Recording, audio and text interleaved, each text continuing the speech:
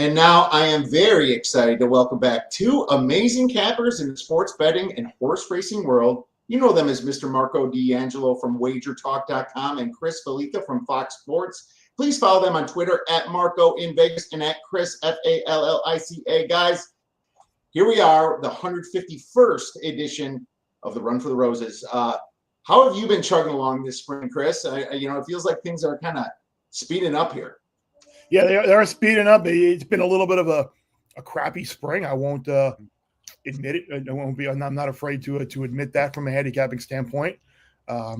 Had some really nice college basketball futures. Auburn 30-1, Houston 18-1, Texas Tech 20-something to 1, and win the region. And they all shit the bed.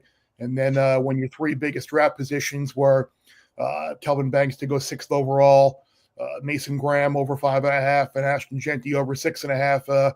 You can tell how the draft went for me. So I'm a big James Gladstone fan, and the Jacksonville Jaguars for completely torpedoing my three biggest draft positions. But hey, we're a pick 5 away from getting it all back, right, Marco? I tell you what, I don't want to. The bad luck you had during the NCAA tournament, how many big leads there? You were on the laundry list there.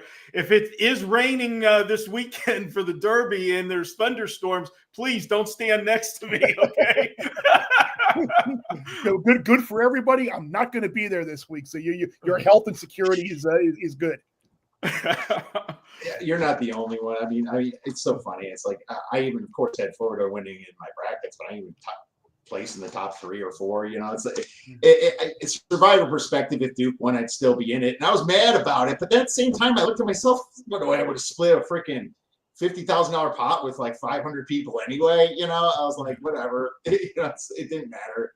It is just kind of one of those years, man. But like you said, pick 5 away, baby. That's the exciting thing about big pot to talk about here. And but before we get into these races, I always like to talk some football, Marco. And I feel like I ask you this question every single year. It's getting very redundant. But who's quarterbacking for the Pittsburgh Steelers? Big Ben's still not there. Oh, okay. I don't know what the Steelers' game plan is. I got my head is scratching.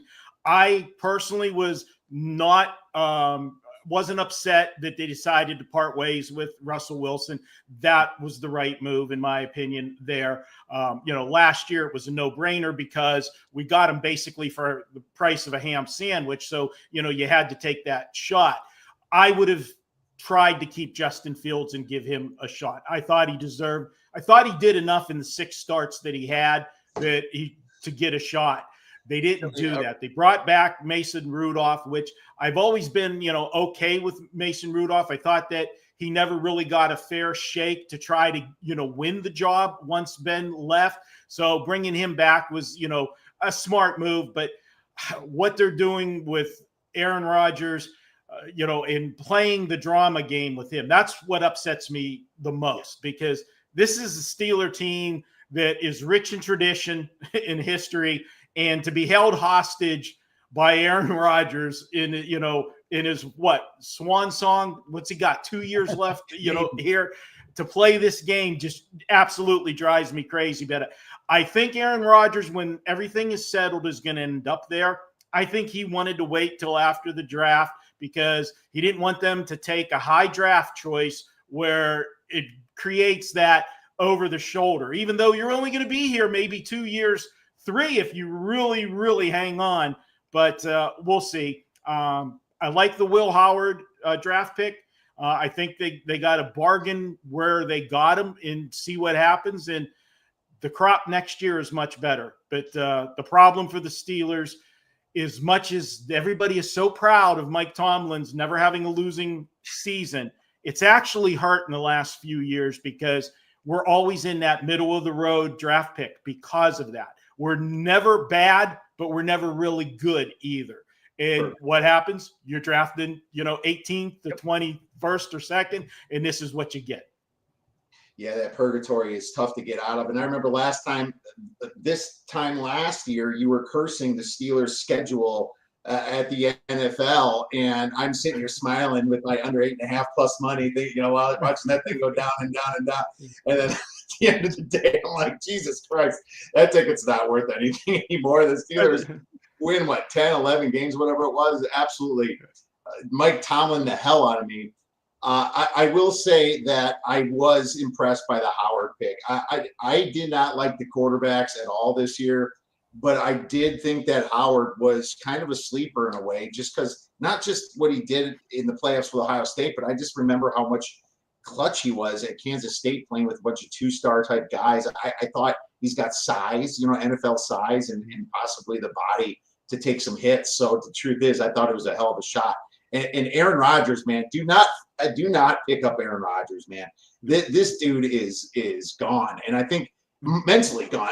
I feel like everything's about him. The drama is, even when he's not trying to be dramatic, you have to assume he's trying to be dramatic at this point. I think Chris knows a little bit about Aaron Rodgers. Yeah, I was all for bringing in Aaron Rodgers to the Jets a couple of years ago. I was excited, and then the year that they kind of pointed towards was done after 4 plays. But yeah, if I'm the Steelers at this point, I almost cut the cord and just whatever you decide, fine.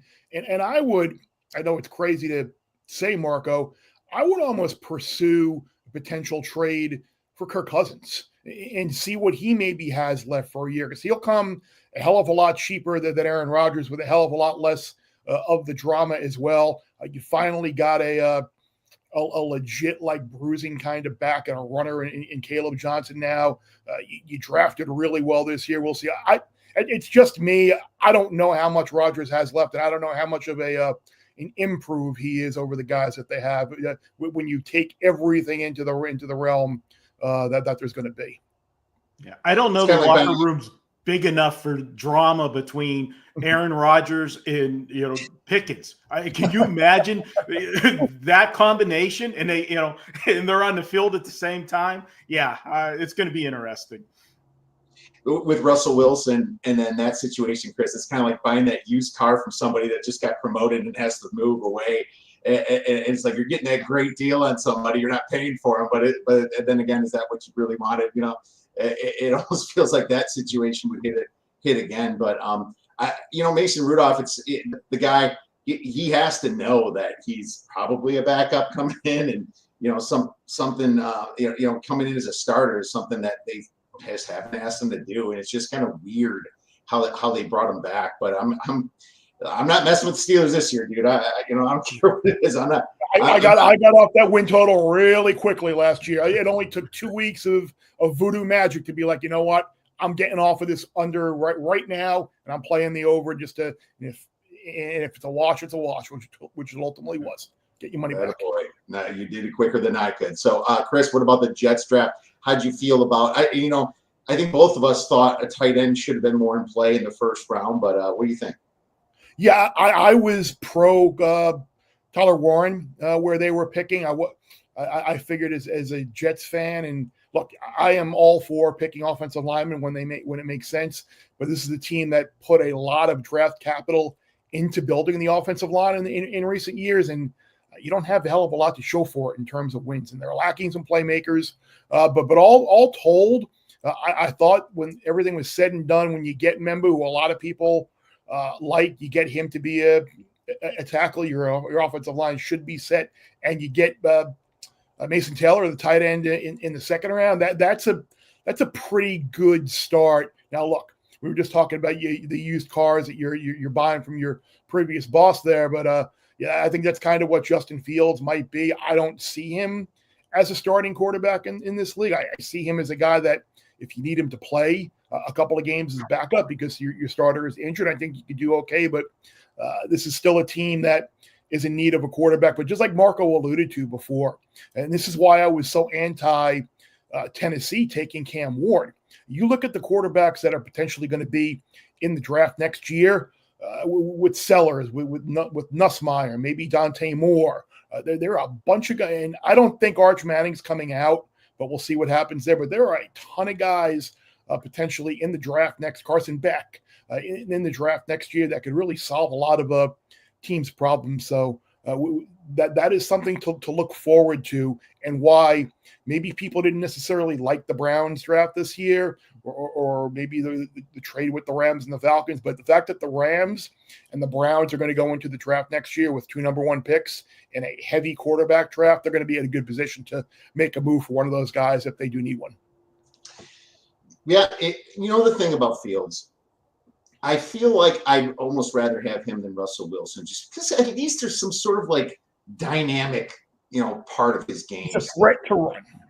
And maybe something gets fixed with his mechanics, and he turns into a quarterback, and he's got a chip on his shoulder as he sees C.J. Stroud succeed and Ohio State win the national championship. Maybe there is something there. So I do agree with that chance, because there's just nobody else out there. But yeah, they do need to button up, and now they have a new regime, and we'll see what happens with the Jets. But let's pivot a little to college football, Chris. I made a play yesterday, but I did. I'm going to ask you first, though, if you made any early college football plays, whether it's like a future or season win total. Yeah, I have played a couple of things.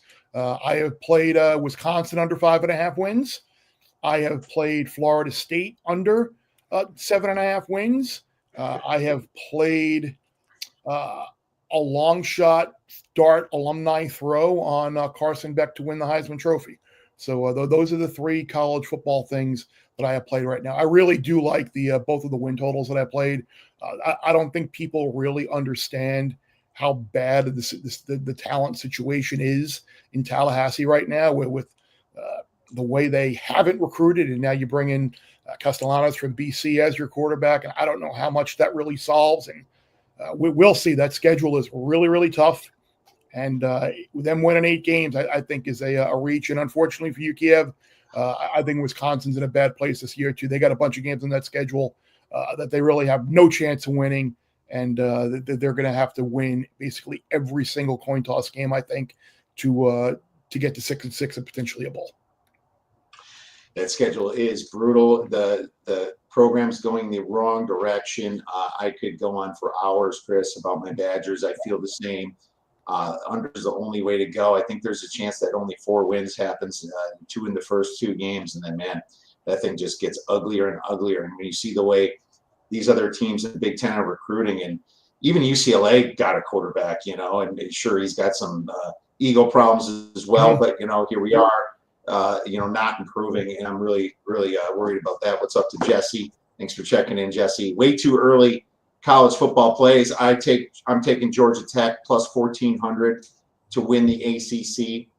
Here's the deal with Georgia Tech: they return Haynes King, the quarterback. They return a ton of offense. One of the teams with the most returns on offense. Not a ton of defense, but I'm not worried about that, because it's not like their defense was something they leaned on last year, and maybe even gets better. But here's the schedule. They get Clemson and Syracuse at home, Chris. Clemson and Syracuse at home, but they avoid SMU, Miami, Louisville, Florida State, and Bill Belichick's girlfriend. And that is one hell of an easy ACC schedule, and I just got to get them to the championship game. I love the 14-1 for Georgia Tech. Any thoughts on that one?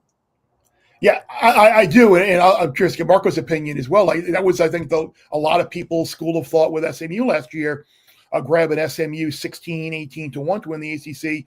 You get to the championship game, and there they are on kind of a toss-up game with Clemson, and you can really lock in a nice profit. Right. I agree. Looking at the schedules, Kev, that's my bread and butter, is trying to, map out the schedules. But Bill Belichick's girlfriend, I don't know if I would keep. I like that on my schedule. It's not a bad thing, right? Depends which week it is, I guess. But it's a situation where I would think North Carolina has like a lot of excitement, and maybe you do want to play Florida State and North Carolina. It could be a situation, but just avoiding SMU, Louisville, who I highly respect, in Miami, and the money they're throwing at everybody, I think is a massive win for them. The Clemson one will be tricky at home, but maybe they can get by Clemson. It's not like Dabo Sweeney's been really lighting it up there lately. Syracuse lost their quarterback, so it's a situation where I'm just trying to get them there.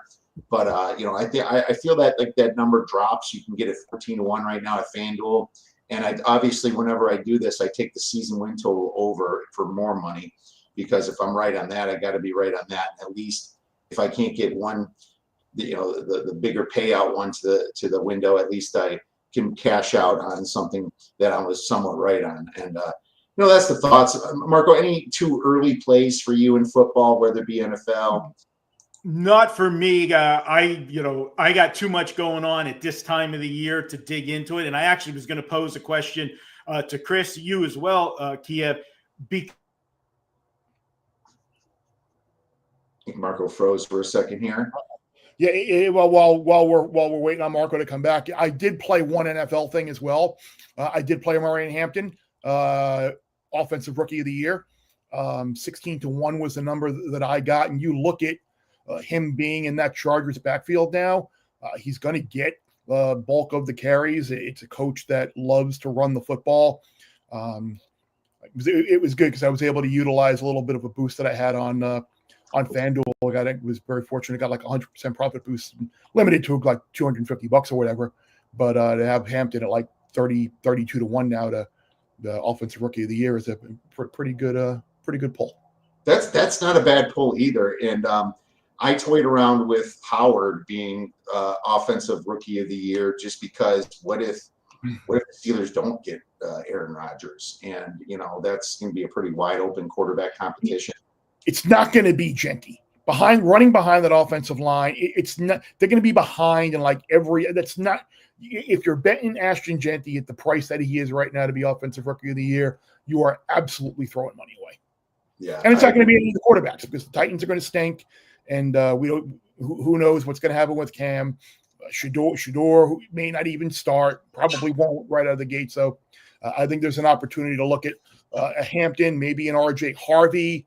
Maybe a Quinshon Judkins. I think there are some opportunities with some of these running backs, and maybe if you want to go even a little bit further down the list and take a chance with someone like Emeka Ibuka, who's going to be in that Tampa Bay offense now, catching balls for Baker Mayfield. He's got a pretty good target on the other side with Evans and Godwin as well. So see how many balls there are to go around that Tampa offense. But I think if you're looking at some of these running backs or wide receivers down the board, I think you're probably doing this right.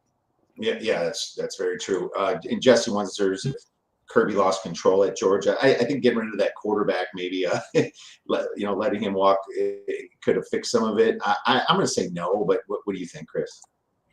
To what? I'm sorry. Did Kirby Smart lose control of Georgia because of all? No, not at all. No, he did not. Everything just kind of snowballed for them. Last year, losing some of the wide receivers that they had, offensive line injuries throughout the year, and then you lose Carson Beck in the SEC championship game, and I just get it right there. Sure, they love the kid that they brought in, but he wasn't ready to face a Notre Dame defense like that. I mean, there was a reason Notre Dame went favorite in the game, but we'll see how he plays this year. It's going to be interesting. Maybe they need to improve that quarterback position some, but he didn't lose control of that program, I don't think.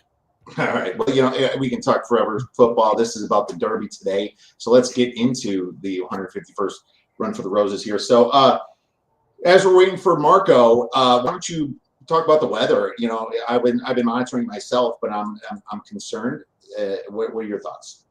Yeah, it looks like we are going to get some rain. I think in the sorry, I'm just looking at getting beat here in the results in the first leg of a mid-pick 5 here at Churchill. Oh well, we're out, but I actually think that the weather could be a little sketchy now.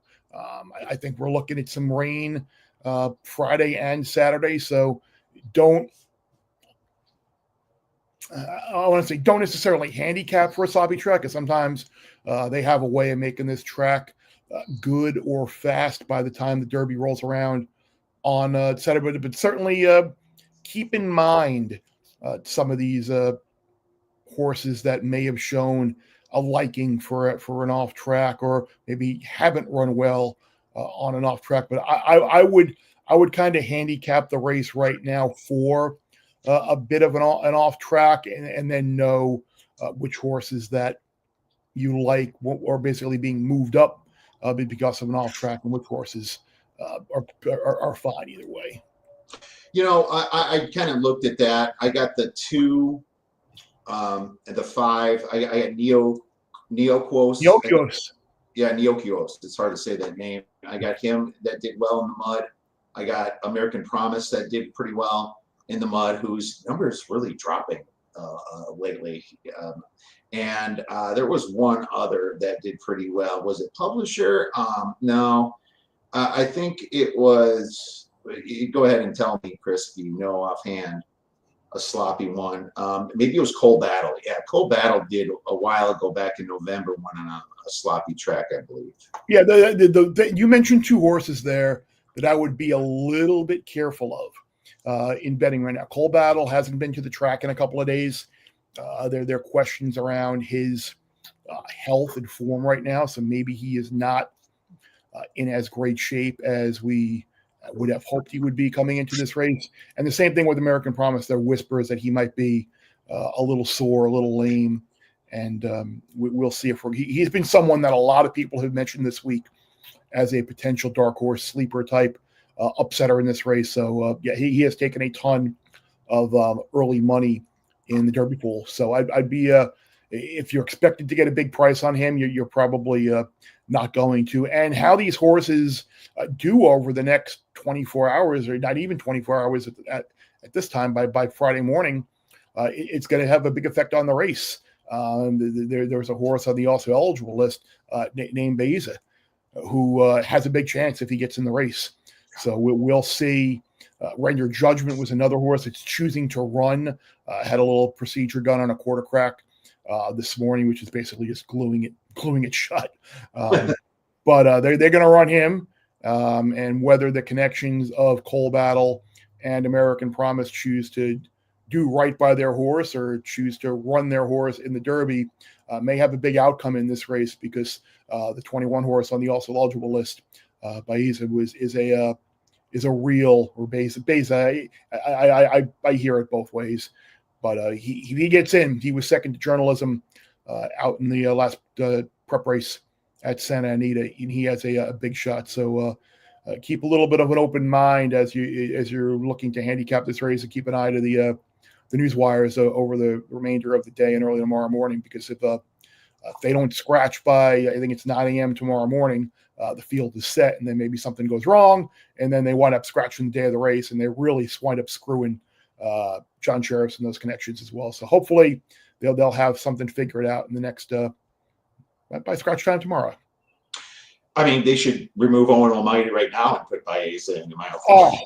It's funny. We were talking about this on Bear Bets the other day with Mike Joyce. Like Owen Almighty is a horse that I would strongly consider to bet last.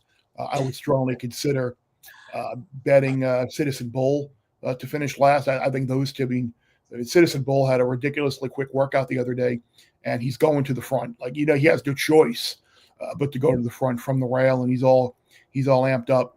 So when these odds come up with matchups and potential horses to finish last, he's someone you might want to target. Yeah, and Baez really pushed just journalism, and that was interesting. I rewatched all those prep races in preparation for this, and I find that, what sucks though here at Chris, it's when I went through this before I listened to Bear Bets, before I listened to everybody, I looked at American Promise as a sleeper at 30-1, and I was like, did I just pick a public dog, man? Did I just fall on that because of the Virginia Derby looks so good, and that's usually a fast track? What do you think, man? It's like I had him in that race at the National Horse Players Championship. I had him that day at 8-1, and he won for fun. Like I was just going into there looking at that race. I'm like, it's not a great field. It's kind of a gyps new dirt surface there, and it's a race that Lucas is trying to punch his ticket to the Derby at 89, 90 years old. So and he ran huge. You look at his races at Oaklawn and the graded stakes races there against better competition. They weren't necessarily great, but I mean there are some people out there that I respect that made a case for him. I'm feeling a little bit on the fence with him right now, just because of how he ran. I mean, just the reports as to maybe he's not coming into top shape. But the other public horse in this race is the 17 horse Sandman. He's got the social influencer connections. When they go around the like the NBC coverage always does, and they go to all the celebrities and around the track. And who's your pick for the Derby? You're going to get, I'm picking Sandman. They're going to do like the Enter Sandman or Mr. Sandman. Bring me and all. He's going to be the biggest underlay on the board, and he did win the Arkansas Derby. He got a massive pace setup, and it completely collapsed. But I don't know. I'm if Sandman wins, I lose. I felt in Marco's back. Marco's back. We're getting a little ahead of ourselves, but it's funny. And I was just talking about Marco, how I landed kind of on the public horse before I even listened to anybody yet. American Promise here, and I'm not sure if I'm going to get off him yet. I guess what Chris is saying about his workouts worries me a little bit, but we just talked about the weather, Marco, and it looks like it might be a little sloppy. Can you comment on that, and then tell us about the handle? How big of a handle you think we're going to get this year? Well, the weather, the early reports I saw that if we have anything, it's going to be more on the Friday card. Saturday's supposed to clear up and look good. So I'm hoping for a dry track. I want to, see everybody at their best. I don't want to have to be in trying to retrace my steps and trying to go, okay, this one's a mudder and this one's not. And it makes it tough for us, because when we put our picks out, for clients and so forth, they want them as soon as possible. And if you get that monsoon type rain, that changes everything. So that's a problem that I hope to avoid and not have to reshuffle any tickets on Saturday morning. Looks like Marco's freezing up again. Chris, what do you think about the handle? Do you think it's going to be an above average handle this year? Does Kentucky Derby keep growing compared to, I know horse racing isn't in general, but is the Derby itself going to have a large handle? Oh yeah, it absolutely. I mean, every year it seems like they're setting a new record, and I think this year with the stories about, like I mentioned Sandman, I meant D. Wayne Lucas in the field with the horse, Bob Baffert's return to the Kentucky Derby. I think the handle will continue to grow each year. The attendance there, the adding seats to Churchill Downs, more and more people there equals more and more money, more and more people betting off track. Yeah, the handle will always continue to grow for these Triple Crown races. Okay, well, that's a good thing, and hopefully Marco is calling his internet provider right now. Let's get to the favorites then. What do you think about journalism? It looks like he's kind of falling a little bit more towards 4-1 from some of the live stuff that I'm seeing, Chris. I mean, do you think that these favorites are priced correctly? Are they properly placed as favorites? A horse like Journalism, and obviously you can talk about Sovereignty and Sandman as well. Yeah, Journalism absolutely deserves to be the favorite. And I think this is very early on.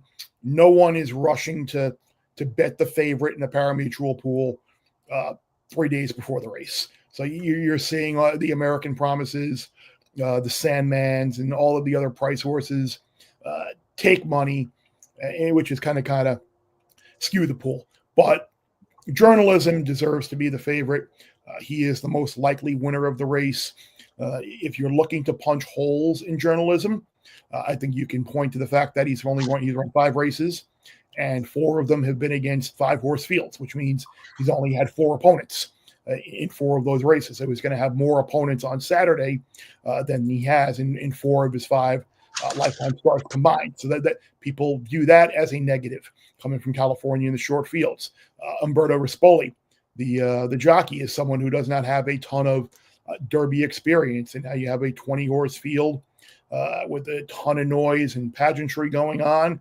How will he respond into that first turn and looking to secure a good position, which he should be able to from post 8. But in terms of the horse itself, his running style from just off the pace fits what I think the winning profile of this race will be. He's run 2 of the 3 best figures in the race. I don't think he's a super, like last year with Fierceness. That horse was super vulnerable. He only knew one way to run, go to the front, and to swallow the price that some people did on that horse was insanity. But I think the way this horse runs, the bloodlines and the fact that he's meant to go long, I'm going to look past the fact that he's only had the short field experience. So I am on journalism, and this is where the psychology of all this comes in.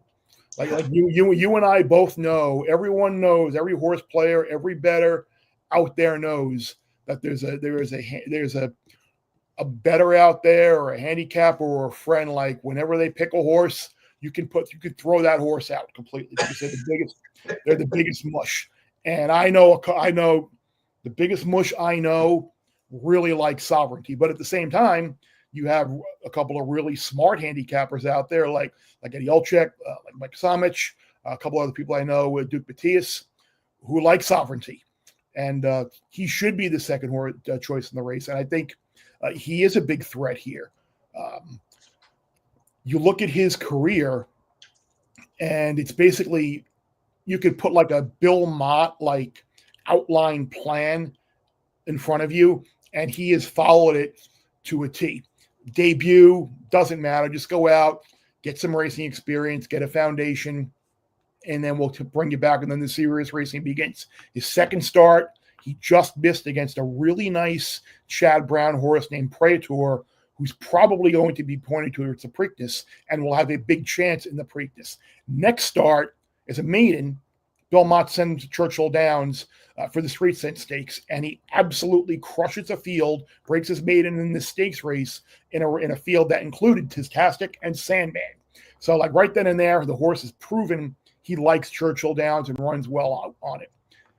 4-month layoff, Bill Mott has the horse ready.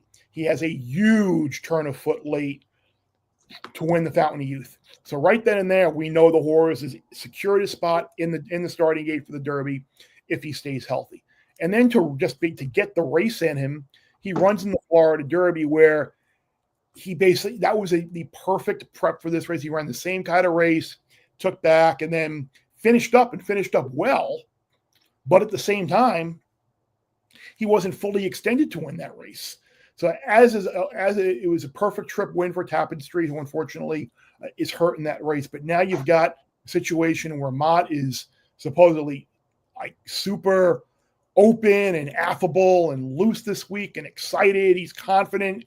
So I don't know. That tells me he feels really, really good about his position with Sovereignty. The negative, if you look at Bill Mott's 13 Derby runners, only 2 of them have finished in the money. And that was Country House, who got put up, who finished across the wire as second a couple of years ago in 2019, which was great when he got put up for your boy. And then Tacitus, who was third. And a lot of times you don't see these second choices. When you go back to 2010 to find the last time you had the second choice in the race win the Kentucky Derby. So there are a couple of historical things maybe to worry about, but in terms of the horse itself, I think Sovereignty fits like a T. And you mentioned, they'll give you a little breakdown of Sandman. I gave it to you already. I am against this horse. I think he's going to be a big underlay. I think the only reason he won the Arkansas Derby was because you had Cornucopian and a Ron Moquette horse basically posting ridiculously fast fractions up front. It's set up for a massive closer in that race. And that's what we saw happen there, where Sandman just passed all of those horses that just went 44 and change up front. So that race set up for him. And you look at Mark Cassie's horses; they really haven't run well. I'm sorry, I shouldn't. Well, his races were at Oaklawn. His Derby horses really haven't run well. None of his Derby runners have hit the board. In fairness, only Classic Empire was one that single digits. So I don't know. He's a closer. a dead closer, and he's going to need a pace setup. If you like him, that's fine. I don't want to talk anybody off of a horse that they really like. So you can't bet them all. I always like to look and find some value with overlays as opposed to underlays and horses that I think fit a little bit more. So that's my view on. I think Journalism most likely winner. Sovereignty absolutely can win if he can overcome the Gary Mush. Okay, Gary's the Bush guy that I know, and then Sandman won't be factoring into the win spots on my tickets. All right, I'll find some other schmuck and have him play Journalism. I'll send you the video. No. I don't want anybody playing Journalism. We can't do that. I'm sorry. I landed on Sovereignty too, and that hurts. That hurts. It's like I'm on two of the most public type. It's funny. I'm looking at some live odds. I don't know how accurate these are. This was Ed DeRosa puts these out every few minutes about the Derby, and it looks like Sovereignty's at 10-1, and Sandman is at 5-1 right now. So Journalism. As predicted, Sandman taking money. Yeah, it's a good call on that. I'm kind of hoping that Sovereignty is a little bit more ignored.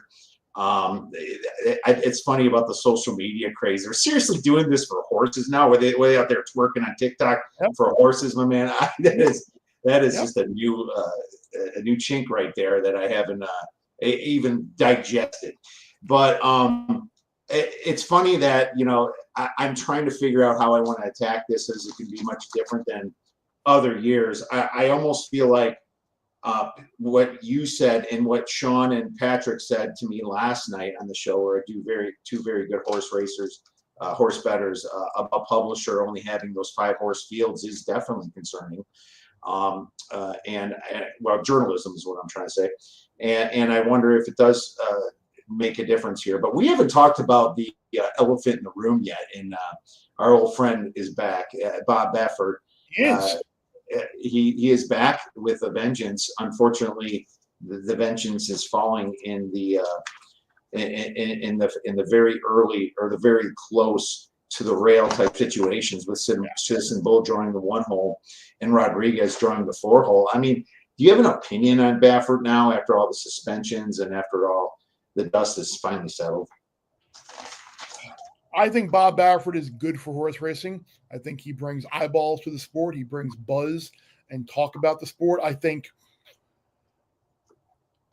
I'm trying to figure out the best way to say this. I guess you could say he was maybe treated a little unfairly, because there are certainly other trainers out there that have their drug history and their and medication violations that are a hell of a lot lengthier than Bob Baffert, that have received less punishment. So, but I think Baffert coming back, it certainly brings a good bit of intrigue around this race. And not only in the Derby is he live, I shouldn't say live, and we'll talk a little bit, but I think he's pretty live in the Oaks too, with a horse named Tenma, who is her second race off of a layoff. If you're looking to potentially beat Good Cheer, who I think will be tough to beat on Friday, I think Tenma is probably as good as a throw as any. But I think I mentioned Citizen Bull already in this, in terms of maybe being most likely to finish last in this race. I think that's something to look at. However, his other horse, Rodriguez, I think is a little bit interesting. And gosh, I wish Marco was here right now, because I'd love to get his thought on this, because a lot of times when you expect a ridiculously fast pace up front, sometimes it doesn't develop, because these jockeys, they read the racing form. They know who's in the race, and this kind of this little game of chicken where it's like, not it. I'm not going to do it. I'm not me. And maybe there's a scenario where Rodriguez, with Mike Smith, who is a very good front end judge of pace rider, maybe Rodriguez gets a little bit of a breather. And I think the question you need to ask yourself with Rodriguez, who, by the way, was the same price as Journalism in that last prep, or one of the 2 prep races at Santa Anita, is what was the reason for the big figure jump and the great run in the Wood Memorial? Was it taking the blinkers off, which caused the horse to run his best race, or was it the fact that he just got away with super easy fractions up front and was able to hold off Grand, who was in his third lifetime start, I think it was. So you got to ask yourself that question. But like as a handicapper, I like trying to think of all of these other type scenarios where the group think is 40, 45 and change, 46 and change, whatever the opening half is going to be. And it's going to be suicidal up front, and all these horses are going to fade to last. I like thinking of the other type of scenario, like handicapping it in multiple different ways. Like, okay, what if this happens? And if it does, maybe we have a situation where you have like a Medina Spirit kind of getting away with a really good trip, or an Authentic getting away with a really good trip. So I think Rodriguez is a very, very live alternative if you are against one of those couple of favorites. Yeah, that's true. If it's a setup, kind of the way that it's going to run. Do you think these fractions are going to be fast coming out? And that's what I'm curious about. Team Bitcoin thinks that the shortest way is around the rail. Don't be so quick to dismiss this horse. I'm wondering if he's that was it last year with Kiev with Mystic Dan. Brian Hernandez Jr. just caught that corner, shortest distance around, and that was why he won the race. Yeah, absolutely. And with the movement of the gate out a little bit, and that's been a little bit better for the one hole, although it's been since 1986 since a one hole horse won. So you have to wonder if Baffert's got this one, obviously pacing extremely fast, you get the lead, suicide fractions, and then maybe a closer comes in, maybe like a Rodriguez comes in, or maybe it's not even him. Maybe it's just set up. Maybe it's trying to be set up for him. I have to obviously think conspiracy a little bit in this situation. How fast are these fractions going to be? Yeah, I think again it depends on, like Marco was hinting at before with the weather. If we get sometimes when you get rain, you get a potentially an off track, you get a situation where they float the track and basically horses just kind of skip over a wet surface, and the track run actually plays it, and you get ridiculously fast fractions up front. Or there you have the other opportunity where sometimes maybe you get a lot of rain and it stops, and the track kind of turns into this like cakey, like sticky type surface where the pace may not be as fast. So it'll be curious to see, but I am leaning towards having a kind of a fast pace up front, because with a horse like East Avenue in there, who knows only one way to go on the lead. You've got Citizen Bull, you've got Neoclose, you've got American Promise. I mean, there are horses in there. They say that they're not going to send Owen Almighty, but I mean that's basically why are you in the race if you're not going to give that horse especially from there. Like you're going to see a scenario where basically this horse just basically goes around the track at like 10th the entire time around, and they can avoid saying they have to finish last. But yeah, I still think this is a race that sets up for coming from that second flight. Okay, well there you go. Coming from the second flight is what we like in a longer race here, and that makes sense. Chris, who are you tossing off of your ticket? Who are you Xing out and don't even want to think about come race day? In terms of the win, I think we're looking at Citizen Bull. I think we're looking at Neoclose. I think we're looking at Final Gambit. I think we're looking at American Promise. I think we're looking at Admire Daytona. I think we are looking at Flying Mohawk. I think we are looking at East Avenue. And I think we are looking at Chunk of Gold. And I think we're looking at Owen Almighty. So what's that, about 8 horses, I think, that I ripped off? Yeah, that's at least 8 horses. And I added Flying Mohawk or East Avenue. I'm not high at all. I don't want to make Almighty either. Chunk of Chunk of Gold? Chunk of Gold, yeah, all the way on the outside. Yeah, I can't even read my own writing sometimes. Render Judgment is as well. I'm tossing. Oh yeah. He can't win either. I skipped over him. Yeah. It was funny. I was just going through the list in my my column that I posted on foxsports.com, and literally all I wrote for Render Judgment was taking up space in the starting gate. That's all. So yeah, he's got no shot. All right. Well, there you go. So if that's the case, we're kind of on the same page with that. I do want to buy Baeza race. That might change some thoughts of mine as well. Yes. I will. He'll be a pretty solid price, and so I have a couple questions. So, if for people that like Sandman, I rewatched that Arkansas Derby, and I felt like he did go sideways a little bit and block Publisher. And I thought Publisher you just kind of had to slow down a minute, almost thinking the horse was going to hit. And is that fair? Yes. Okay, because if you like Sandman, and for any of the public that like Sandman, why would you not like Publisher at a massive price? I'm so glad you said that, because that was one of the other things I was going to mention. And I remember a couple of years ago, and I can't remember who the Rapoli Todd Pletcher horse was in the Derby that year that was favored. Who the hell was it? But the year Mage won the race, and you look at the Mage versus the Pletcher horse. Now I'm gonna have to look at the that Mage while we're talking here. Mage. You can look it up, and Marco likes his sleepers are Pro Publisher and number 3 Final Gambit. So I'm guessing there's some closers there for Marco. That's what he normally over the years, likes to look at here. Publisher is listed as a closer, and so is mid pack, I guess, is Final Gambit. But my Final Gambit's got a good price, so those are his sleepers. If he can get back in, he said his internet's completely out, so it's tough. Forte. Yep.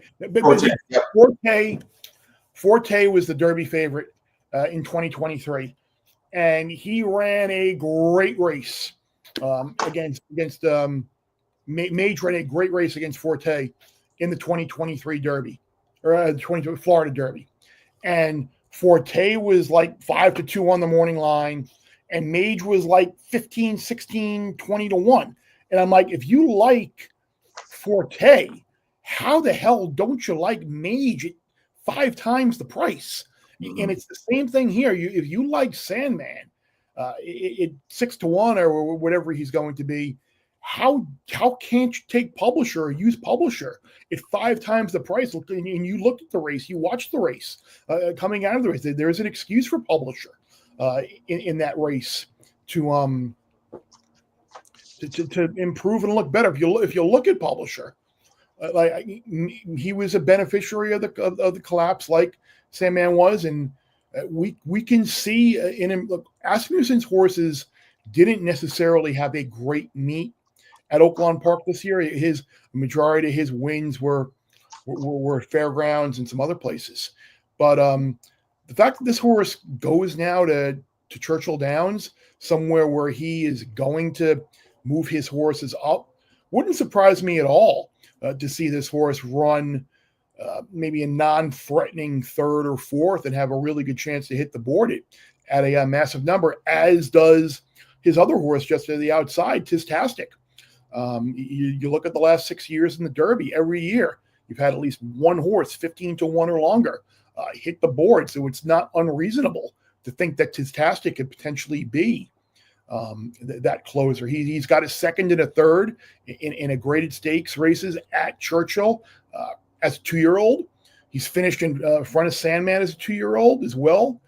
He's got a Derby winning jockey in Yoel Rosario. Maybe he's not good enough to win here, but he certainly can back up his win lately in the Louisiana Derby at Churchill Downs here. So if you're looking for one of those like 20-1s or so, maybe this is the year finally where Asmussen gets the monkey off his back. He's over 20 Derbies, which is the most starts for a Derby a trainer in the Derby that has not won a race. So Asmussen would be a popular winner at Churchill Downs.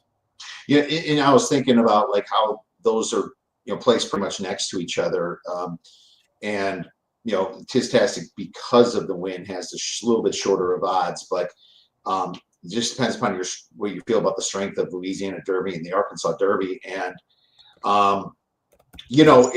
it's a situation where I was kind of like, really scratching my head because two things are going against Publisher too. It's Asmussen that hasn't won it, and the fact that Publisher hasn't won it, hasn't broken his maiden, right? Breaking your maiden in the Kentucky Derby might be tough. Yeah, it sure will. And so that's kind of what keeps me away. Now to a different country, Japan. You know, it's funny, Chris. I after listening to you a little bit on Bear Bets and a couple other places, I kind of think that could this be the year Luxor Cafe, a horse like him, you know, steals it. I mean, I love the pedigree of him. You know, he's a American Pharaoh type horse, or it's Sire American Pharaoh, right? And he has just dominated his last four. I will say that the time he ran on a sloppier track, he did lose, but that was you know, 5 races ago. He took second.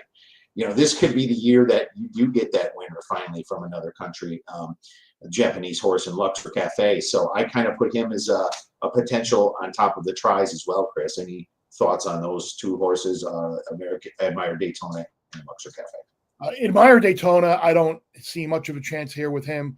I kind of made a joke on Twitter the other day about he's going to need to get in a trailer to get a mile and a quarter at Churchill Downs on Saturday, and everyone said, "Oh, but he won a mile and 16th." Yeah, it's a mile and 16th. Led gate to wire, just held on by a nose in the UAE Derby overseas. This is a completely different ball of wax. His sire Dreyfang was primarily a sprinter, 7 furlongs.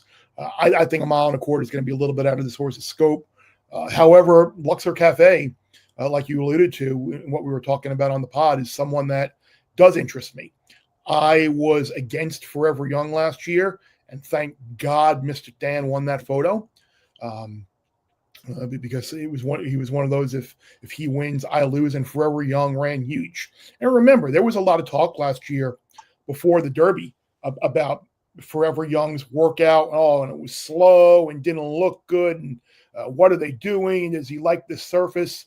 And a lot of people discarded him because of that. And I think there's a little bit of that going on right now with Luxor Cafe. The way he worked the other way, looked like jockey was fighting him, was kind of choppy, wasn't very fast.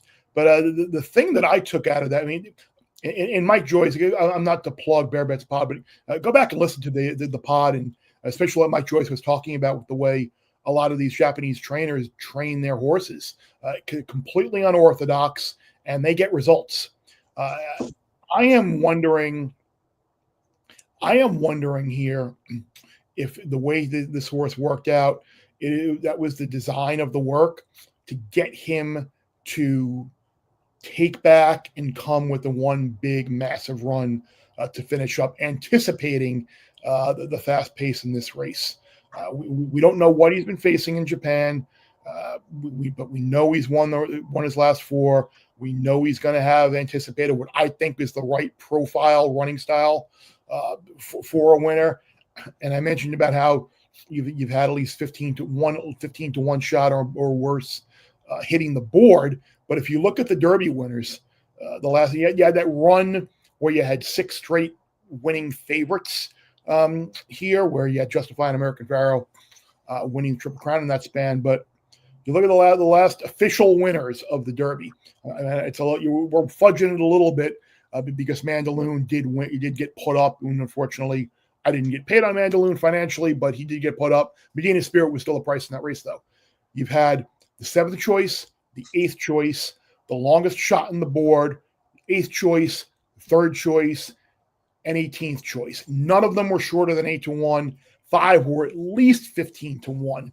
So the way to go here is, if you're on the fence with the long shot, at the very least, I mean, you don't need to put him in your tries and exactas if you're on a lesser budget and you're not looking to spend a ton of money in the race. But there's nothing wrong with putting $5 or $10 across the board on Luxor Cafe at 15-1, and if he wins, you get potentially a $30 mutual.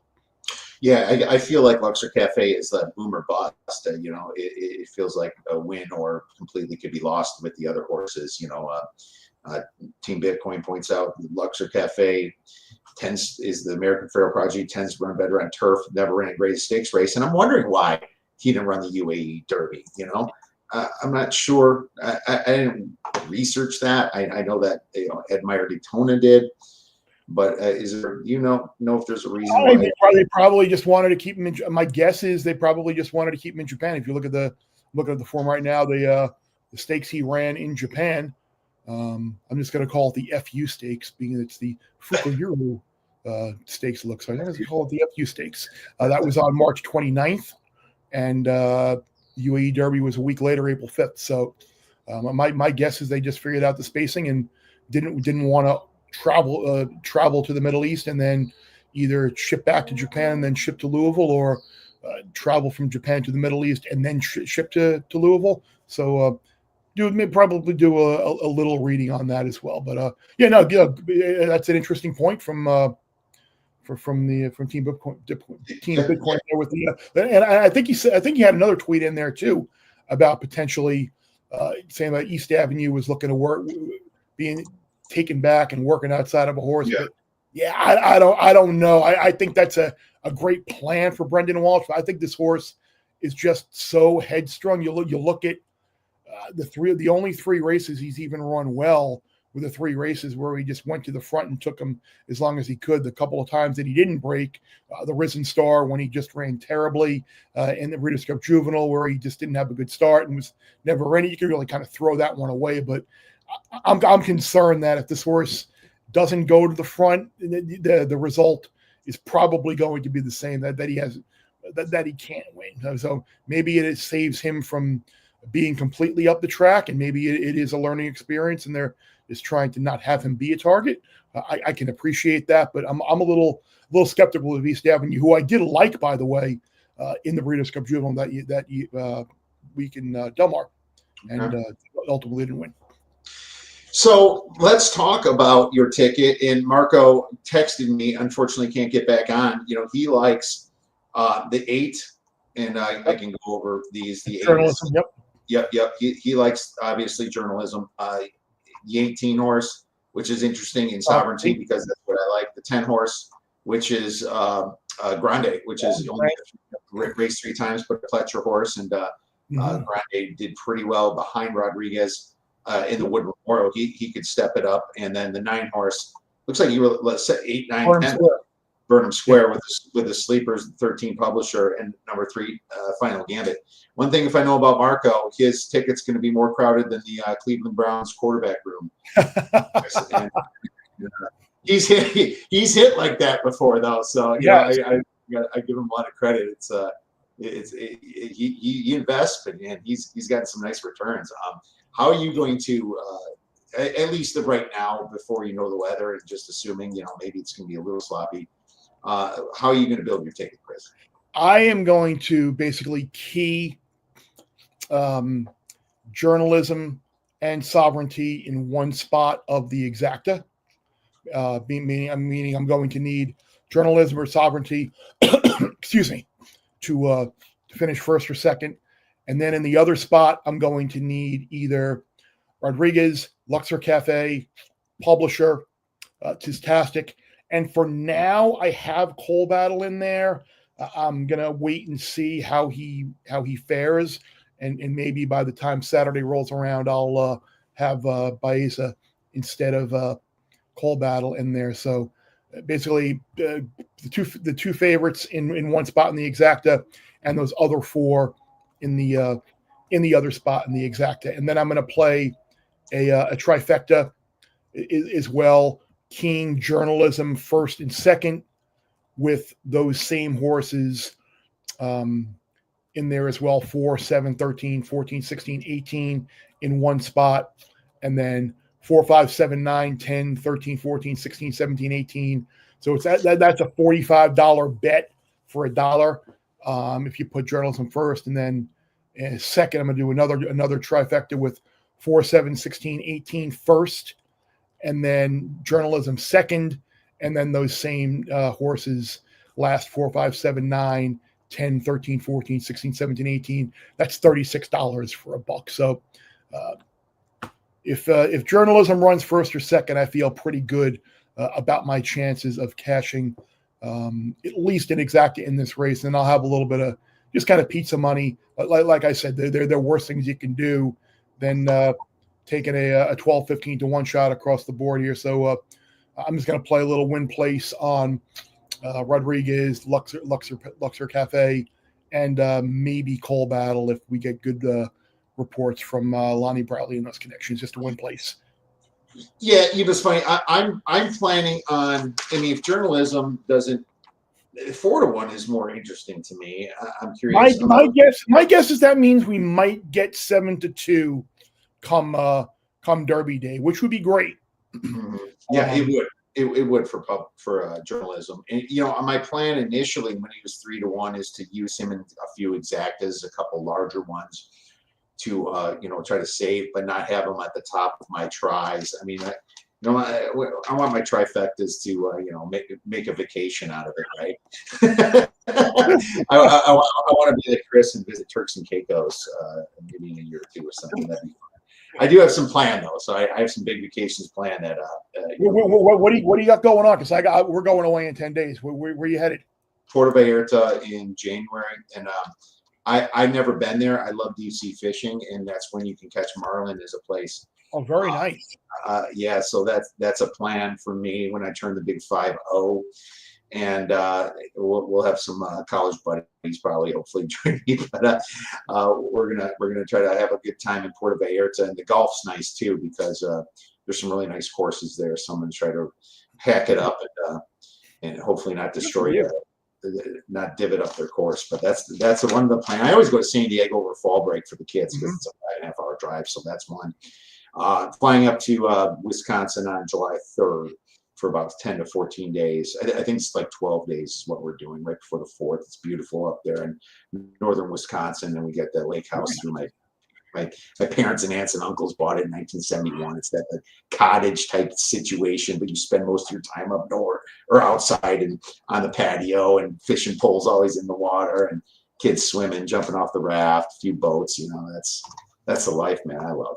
Yeah, no, that's good. Yeah, we're we're gonna figure out our February again. Maybe we'll switch it up from Turks and Caicos this year. We'll see. It's getting a little. It's getting a little.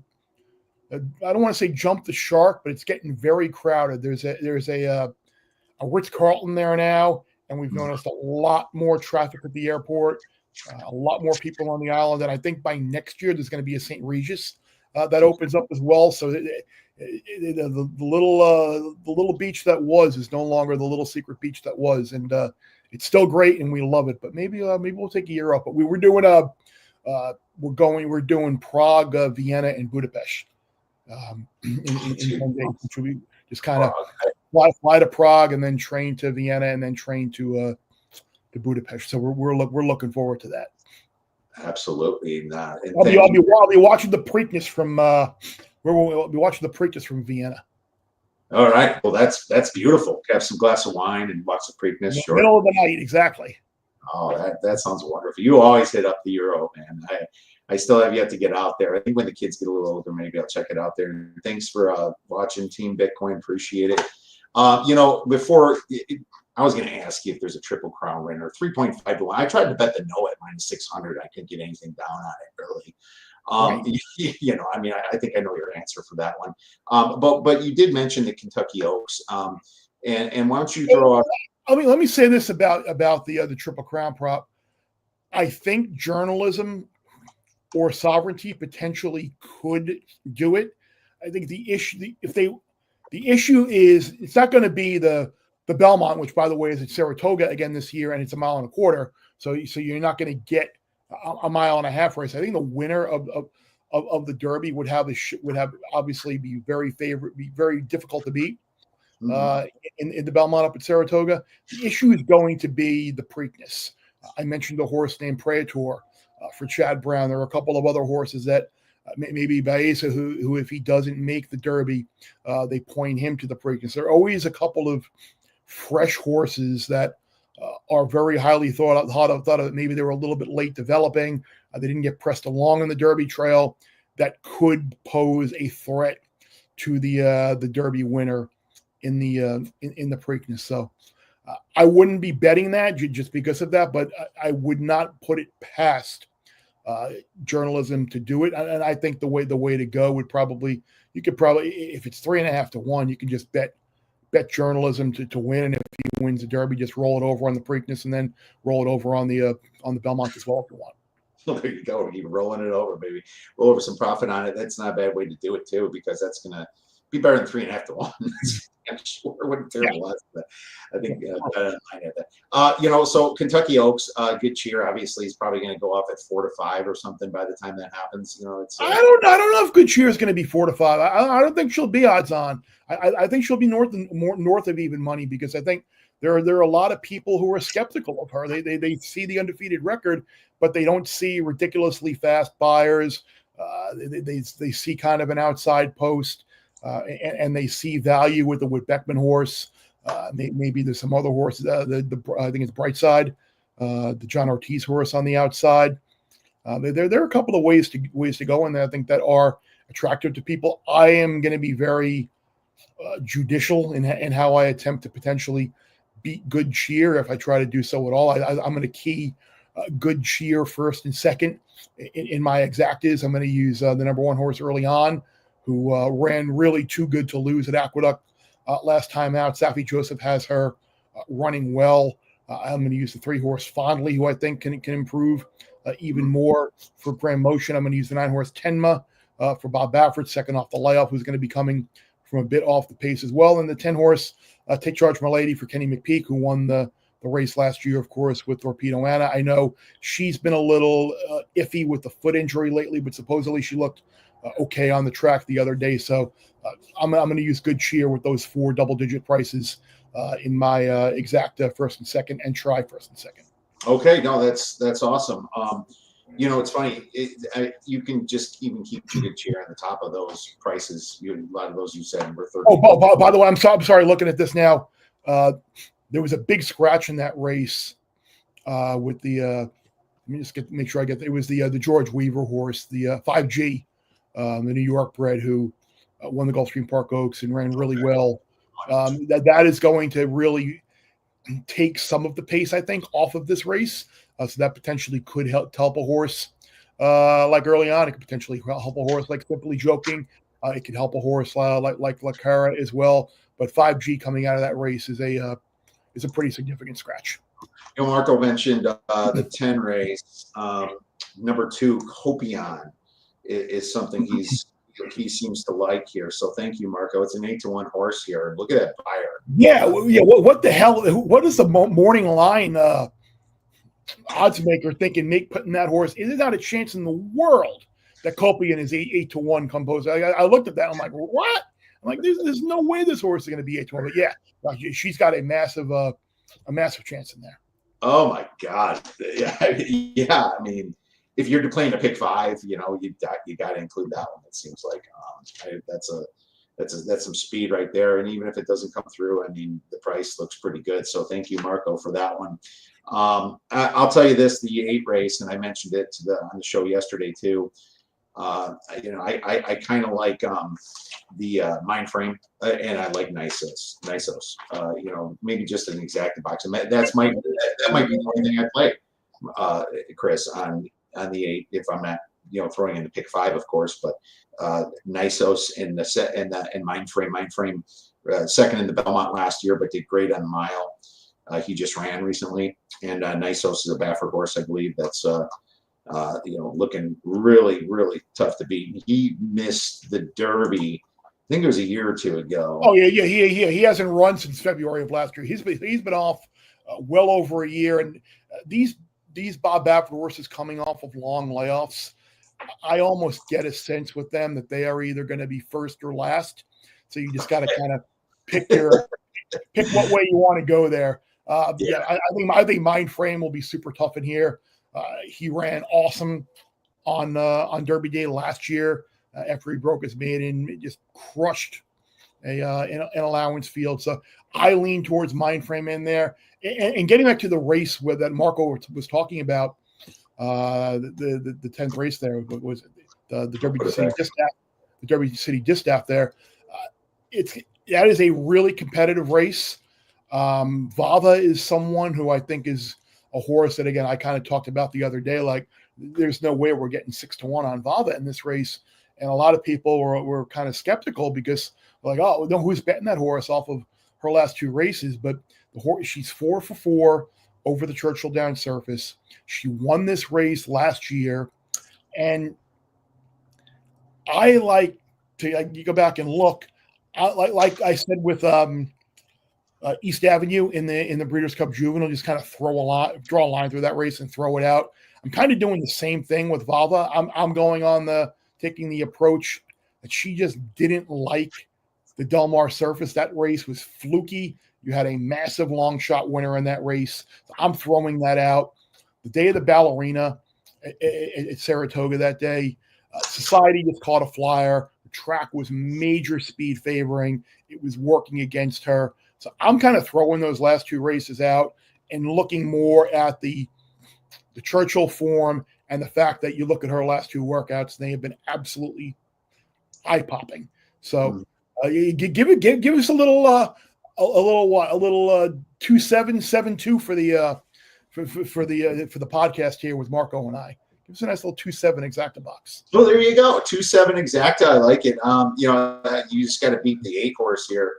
Ways and Means. That's 3-1. A Chad Brown horse that's been running pretty fast, but he faded off the last race. And it's kind of weird. You see Ways and Means win a lot, and then you fade off the last one. I kind of feel like it's the same situation with that Baffert horse in the 1 hole, right? It's almost like he completely faded. Citizen Bull has no excuses on what happened to him in that Derby, and then all of a sudden, there's a good price on him. He's in a tough hole. It's like I always struggle with horses like Ways and Means and Citizen Bull because it's like, was this just a one-off? You have to think, or was this like let's just say regression? Yeah, I mean, Ways and Means. I had a nice 28-1 Oaks future on her last year, and but in watching that race, it's clear that she's not a route horse. A mile is about as long as she's going to want to go. So this 7 furlong should really hit her right between the eyeballs, right in her wheelhouse. So I know a lot of people do like her as well. And again, she's someone that was favored in the Breeders' Cup Filly Mare Sprint, and basically faded there. And this is her first race since then as well. But Chad Brown does very well off of these layoff horses and in a sprint type distance. So that she certainly would be no shock here either. Yeah, absolutely. And you know who else does really well? Mr. Chris Fallica, the Bear, over at Fox Sports. Very excited to get your column. Where could our listeners and viewers get your plays nicely written out and put together come Derby Day? They will be up at foxsports.com shortly, I hope. I will be making an effort to tweet what I can. I don't know what I have going on contest-wise on Saturday, so sometimes if I'm in a contest, I need to be a little coy about what I'm playing, just because there's NHC seats and whatever in there. But just for the audience here, another horse that I really, really, really, really like this weekend is in the Turf Classic on Saturday, the 11th race, the number 4 is redistricting. We're just talking about Chad Brown in the Derby City Distaff. I don't think we're getting 10-1 on redistricting. Can't even talk, but it will take what we can get. This horse that was 5-2 in this stakes race at Fairgrounds in his first race off of a 4-month layoff or so. Chad Brown's got his main man, Rat Ortiz Jr. up. Redistricting was just not comfortable, really. It looked like a total go out, whatever happens, and it looks like all systems go for this horse. And if we can get somewhere close to like 6-1, maybe I'll be happy. But redistricting, someone maybe want to wheel that horse with a bunch of horses in the Turf Classic Derby double there, races 11 and 12 on Saturday. And if you want, maybe use a little Vava, Copion, Ways and Means. Maybe make a pick 3 out of it as well. All right, redistricting the 4. Yeah, I mean it shows 10-1 on the PP. No chance. Yeah, No chance, right? So we'll see. This is great stuff because I'm playing a pick 5, and I definitely need some long shots here and decent shots, let's say. Redistricting is going to be added to my portfolio. Make sure you guys check out Chris. Chris, we'll be texting. Absolutely. Take care. Great talking to you, Kiev. Sorry, Marco. Let's do it another time. Marco, to the next time. I miss it, man. I miss going back and forth with Marco, and I would love to have gotten the live spontaneous reactions. But me too. Is he in Pennsylvania or is he in Vegas? You know what's funny? He sent me the text he had made me think it was Pennsylvania because that would make sense because they had some serious weather there the last couple of days, so it does not surprise me that he potentially had some internet issues there. Because I know my in-laws are in Pennsylvania and I have a couple of Todd Wishnap, who's a good friend. He just got some power back today. So yeah, my guess is that there's still some lingering issues from that storm. So hopefully everybody there is okay and they get some power and didn't have too many issues associated with that storm.